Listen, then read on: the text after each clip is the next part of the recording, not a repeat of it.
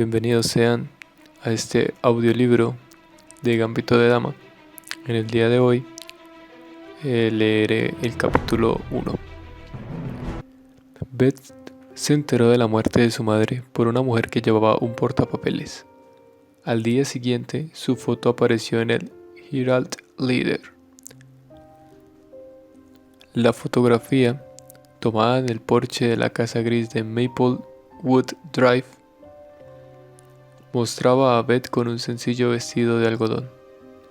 Incluso entonces se la veía claramente poco agraciada. El pie de la foto decía: huérfana tras la colisión de ayer en New Circle Road. Elizabeth Harmon se enfrenta a un futuro problemático. Elizabeth, de 8 años, se quedó sin familia tras el accidente, donde murieron 2 personas y resultaron heridas otras. Sola en casa en ese momento, Elizabeth se enteró del accidente poco antes de que se tomara la foto. Las autoridades dicen que será bien atendida.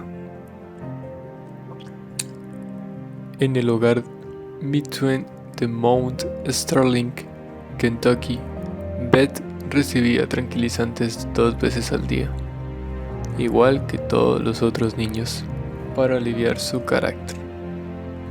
El carácter de Beth era bueno, pero se alegraba de recibir la pequeña píldora. Aflojaba algo profundo en su estómago y le ayudaba a soportar las tensas horas en el orfanato. El señor Ferguson les daba las píldoras en un vasito de plástico, junto con la verde que aliviaba su carácter. Había otras naranjas y marrones para crecer fuerte. Los niños tenían que ponerse en fila para recibirlas. La niña más alta era la negra Jolene. Tenía 12 años. El segundo día Beth estaba con ella en la cola de las vitaminas y Jolene se volvió a mirarla con el ceño fruncido. ¿Eres huérfana de verdad o bastarda? Beth no supo qué decir, estaba asustada. Estaban al final de la cola y se suponía que tenía que esperar allí hasta que llegara a la ventana donde se hallaba el señor Fergus. Beth había oído a su madre llamar bastardo a su padre, pero no sabía qué significaba. ¿Cómo te llamas, niña?, preguntó Jolene. Beth. ¿Tu madre está muerta? ¿Y tu padre? Beth se la quedó mirando. Las palabras madre y muerta eran insoportables. Quiso huir, pero no había ningún sitio a donde hacerlo. Tus padres, dijo Jolene, con un tono que no carecía de compasión, ¿están muertos? Beth no pudo encontrar nada que decir o hacer. Permaneció aterrorizada en la cola, esperando las píldoras. Sois todas unas chupapollas ansiosas. Era Ralph en el pabellón de los chicos quien gritaba eso. Ella lo oyó porque estaba en la biblioteca, donde había una ventana que daba a ese pabellón. No tenía ninguna imagen mental para chupapollas, y la palabra era extraña, pero sabía por el sonido que le lavarían la boca con jabón. Se lo habían hecho a ella por decir joder, aunque su madre decía joder todo el tiempo. El barbero la hizo sentarse absolutamente quieta en la silla. Si te mueves, puedes perder una oreja, dijo el barbero. No había nada jovial en su voz. Beth permaneció lo más quieta que pudo, pero era imposible permanecer completamente inmóvil. Tardó mucho tiempo en cortarle el pelo y darle el flequillo que llevaban todas. Trató de entretenerse pensando en aquella palabra, chupapollas. Lo único que podía imaginar era un pájaro, como el pájaro carpintero, pero le parecía que no era eso. El bedel era más gordo por un lado que por el otro. Se llamaba Chapel, señor Chapel. Un día enviaron a Beth al sótano a limpiar los borradores golpeándolos entre sí y se lo encontró sentado en un taburete de metal cerca de la caldera contemplando con el ceño fruncido un tablero de damas de cuadros blancos y verdes que tenía delante. Pero donde deberían estar las damas había figuritas de plástico de formas curiosas. Algunas eran más grandes que otras. Había más de las pequeñas que de las demás.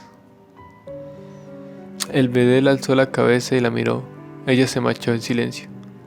El viernes todo el mundo comía pescado, fuera católico o no. Venía cortado en cuadritos, empanado con una corteza oscura, marrón y seca con densa salsa de naranja, como aderezo francés embotellado. La salsa era dulce y terrible, pero el pescado que había debajo era aún peor. El sabor casi la hacía vomitar. Pero había que comérselo todo o la señora Tirtoff se enteraría y no te adoptaría a nadie.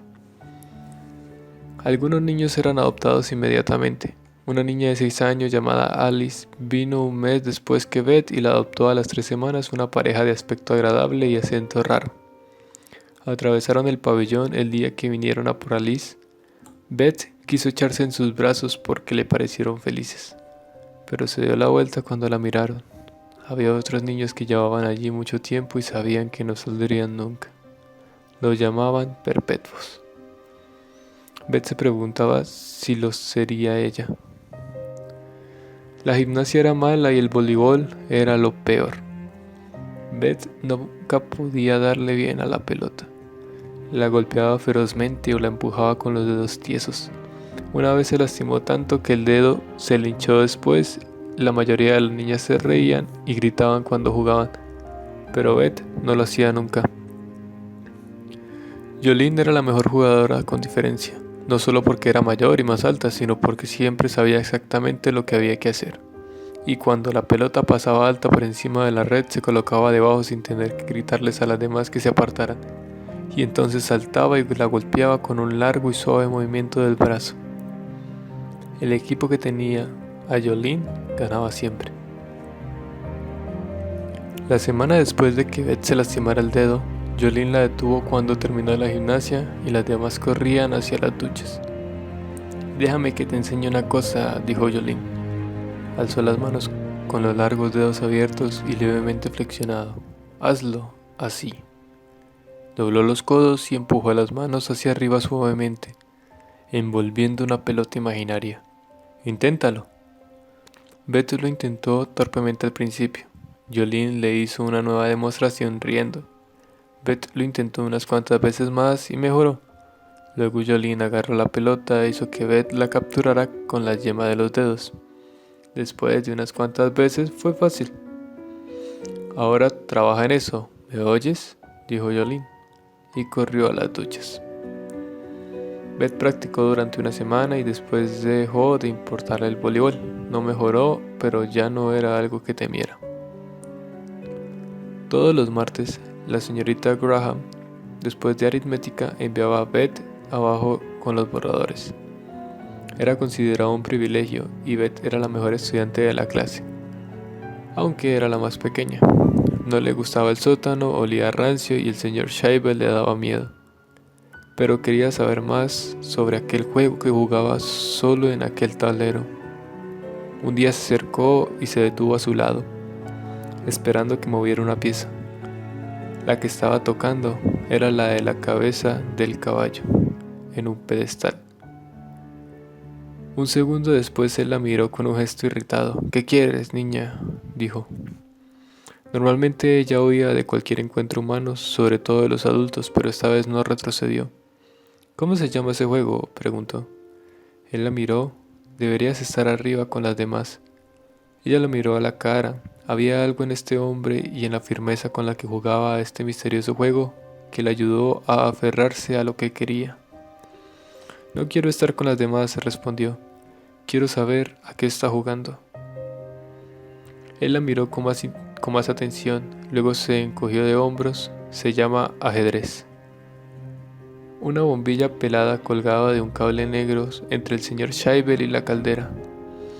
Beth tenía cuidado de no permitir que la sombra de su cabeza cayera sobre el tablero. Era domingo por la mañana, tenían clase de catequesis, arriba en la biblioteca, y ella había levantado la mano para ir al cuarto de baño y luego bajó aquí. Llevaba de pie mirando al bedel jugar el ajedrez 10 minutos. Ninguno de los dos había hablado, pero él parecía aceptar su presencia. El bedel miraba las piezas durante 10 minutos seguidos, inmóvil, observándolas como si las odiara, y luego extendía la mano, tomaba una por la parte superior de la yema de los dedos, la sostenía un instante como si fuera un ratón muerto por la cola y la colocaba en otra casilla. No miró a Beth en ningún momento. Beth seguía de pie, con la sombra negra de su cabeza sobre el suelo de hormigón a sus pies, y miraba el tablero, sin apartar los ojos de él, observando cada movimiento. Había aprendido a guardar los tranquilizantes para la noche, así le ayudaban a dormir. Se metía la píldora oblonga en la boca cuando el señor Ferguson se la entregaba. Se la colocaba debajo de la lengua, daba un sorbo al zumo de naranja de lata que venía con la píldora, tragaba, y cuando el señor Ferguson pasaba al siguiente niño, se sacaba la píldora de la boca y se la metía en el bolsillo de la blusa de marinerito. La píldora tenía una cobertura sólida y no se ablandaba en el tiempo que la tenía bajo la lengua. Durante los 2 primeros meses dormía muy poco, lo intentaba, allí tendida con los ojos cerrados, pero escuchaba a las niñas de las otras camas toser o darse la vuelta o murmurar, o el bedel del turno de noche recorría el pasillo y su sombra cruzaba su cama y ella la veía, incluso con los ojos cerrados. Sonaba un teléfono lejano o descargaba una cisterna, pero lo peor de todo era cuando oía voces hablar en el despacho al fondo del pasillo. No importaba lo bajito que hablara el bedel a la encargada nocturna, no importaba lo suave que lo hiciera. Beth se encontraba de pronto tensa y completamente despierta. El estómago se le contraía, la boca le sabía vinagre y el sueño quedaba descartado por esa noche. Ahora se acurrucaba en la cama, permitiéndose sentir la tensión en su estómago con un escalofrío de emoción, sabiendo que pronto la dejaría. Esperaba allí en la oscuridad, sola, observándose, esperando que el torbellino en su interior llegara a su culmen. Entonces se tragaba las 2 píldoras y permanecía acostada hasta que la tranquilidad empezaba a extenderse por su cuerpo como las olas de un mar cálido. ¿Quiere enseñarme? El señor Shaibel no dijo nada, ni siquiera reconoció la pregunta con un movimiento de su cabeza a lo lejos. Unas voces cantaban Bringing in the Shapes. Ella esperó unos minutos. Casi se le quebró la voz con el esfuerzo de hablar, pero fue capaz de hacerlo de todas formas. Quiero aprender a jugar al ajedrez. El señor Shaibel extendió una mano recordeta hacia una de las piezas negras más grandes. La tomó con destreza por la cabeza y la colocó en una casilla al otro lado del tablero. Retiró la mano y se cruzó de brazos. Siguió sin mirar a Beth. No juego con desconocidos, dijo Shaibel. La voz atona tuvo el efecto de una bofetada en la cara. Beth se dio media vuelta y se marchó. Subió las escaleras con un regusto amargo en la boca. No soy una desconocida, le dijo 2 días más tarde. Vivo aquí. Detrás de su cabeza una pequeña polilla revoloteaba en torno a la bombilla pelada y su pálida sombra cruzaba el tablero a intervalos regulares. ¿Puede usted enseñarme? Ya sé algo de mirar. Las niñas no juegan ajedrez. La voz del señor Shaibel no mostraba ninguna emoción.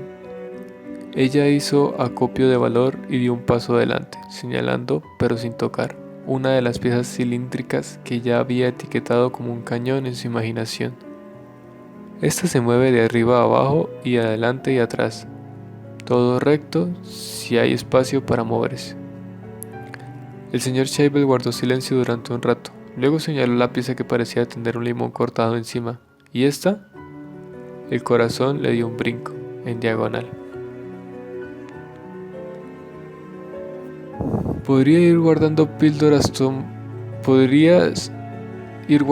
píldoras tomándote solo una por la noche y quedándote con la otra? Beth guardaba las de sobra en la funda de su cepillo de dientes, donde no miraría a nadie. Solo tenía que acordarse de sacar el cepillo con papel higiénico después de usarlo o no usarlo y lavarse los dientes con el dedo. Esa noche tomó por primera vez 3 píldoras, una tras otra. Sintió un pinchazo en los pelos de la nuca. Había descubierto algo importante.